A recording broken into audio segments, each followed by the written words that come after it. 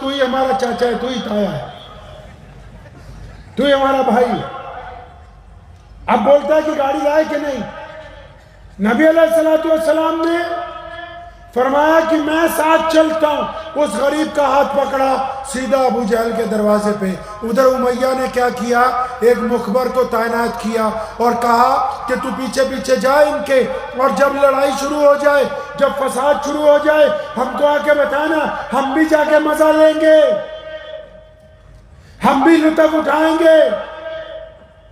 نبی علیہ السلام نے ابو جہل کے دروازے کا کنڈا کھٹکھٹایا جلال کے ساتھ۔ ابو جہل نے دروازہ کھولا، فرمایا اوہ کیا بات ہے، اس غریب کے پیسے نہیں دیتا، اونٹ لے لیے، جلدی اندر جا، قیمت لے کے باہر آ واپس۔ ابو جہل کانپنے لگا، کہنے لگا حضور آپ کا جو حکم ہے وہ ابھی بجا لاتا ہوں، حضور جیسا آپ کہتے ہیں ویسا ہی ہوگا۔ بھاگتا ہوا اندر گیا، سانس چڑھ گیا، پسینہ آ گیا، اور اندر سے دیناروں کی تھیلی لا کے اس بندے کے ہاتھ پہ رکھ دی۔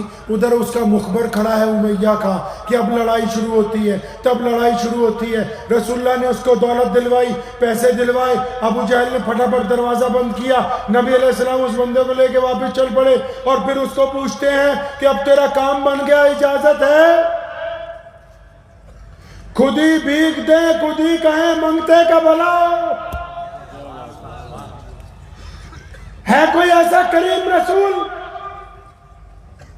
فرماتے اب اجازت ہے، میں جاؤں؟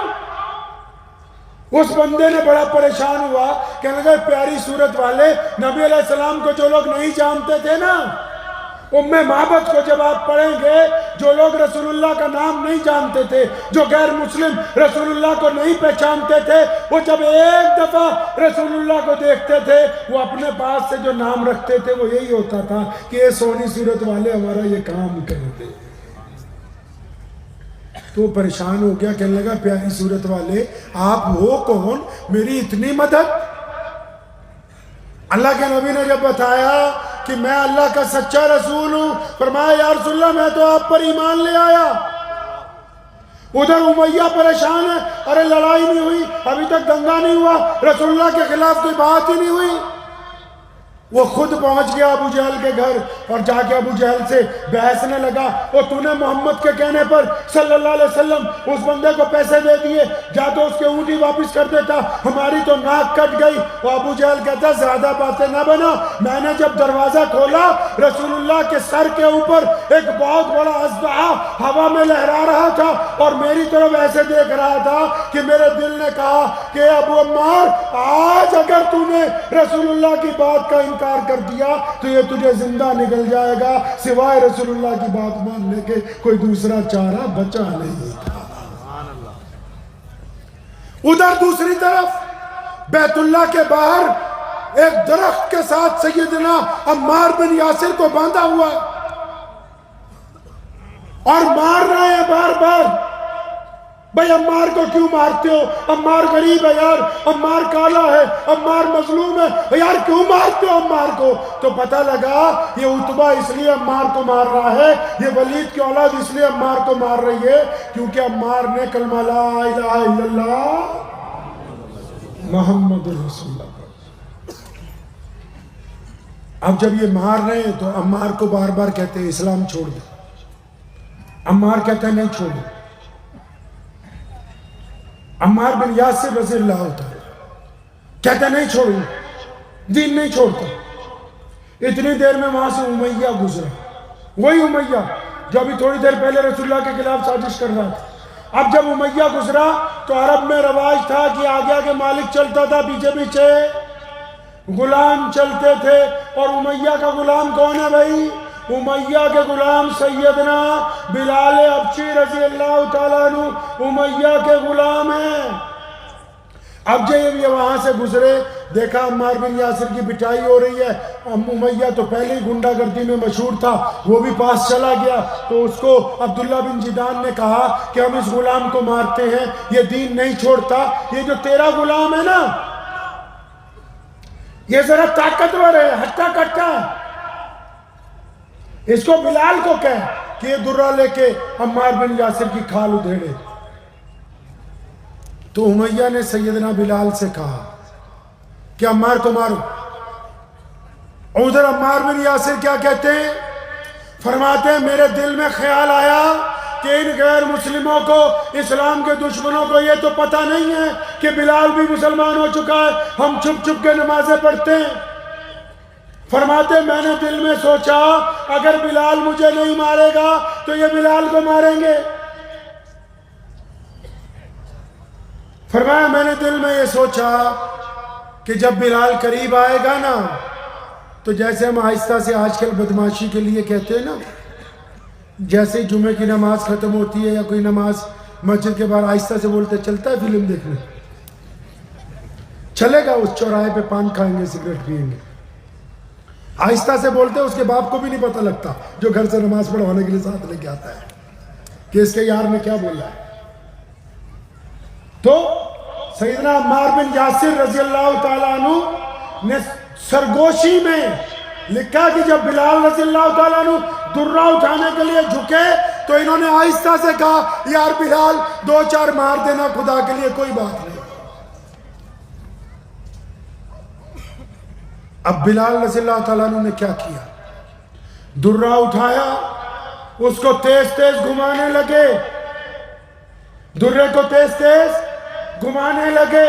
اور ایک دفعہ عمار بن یاسر کو دیکھا اور پھر ابو جہل جدھر کھڑا تھا، عتبہ کھڑا تھا، امیہ کھڑا تھا، اس طرف دیکھا اور پوری طاقت سے درہ اٹھا کے ابو جہل کے منہ پر مارا اور فرمایا ابو جہل تو کیا سمجھتا ہے کہ عمار اکیلا ہے؟ میں بلال حبشی بھی محمد الرسول اللہ کا غلام ہوں. طے کر دیا. سیدنا بلال رضی اللہ تعالیٰ عنہ نے اس رات کہ جو رسول اللہ کے غلام ہوں گے وہ وقت اور حالات کو دیکھ کے اپنی شناخت کو تبدیل نہیں کریں گے. تب لوگوں کا پتہ لگا یہ بلال بھی مسلمان ہو گئے، پھر بلال کے گلے میں رسی ہے، پھر بلال کی چھاتی پر پتھر رکھے گئے ہیں، پھر بلال کو مارا گیا ہے، پھر بلال کی آنکھوں میں ریت ڈالی گئی ہے، پھر بلال کو گلی محلوں میں کھینچا جاتا رہا لیکن کوئی بلال کو ڈرا نہیں سکا. روز نکلتے ہیں بازار میں، سیدنا بلال رضی اللہ تعالیٰ عنہ تو زور زور سے کیا کہتے ہیں؟ اللہ احد. زور زور سے کیا کہتے ہیں؟ لبیک یا رسول اللہ، لبیک یا رسول اللہ، لبیک یا رسول اللہ. بلال حاضر ہے. لوگ پتھر مارتے ہیں، اوئے رسول اللہ کا نام لے رہا ہے، پتھر مارو اس کو. ایک دن مار کھا کے گھر پہنچے، روز کا ہی کام تھا، مار کھا کے گھر پہنچے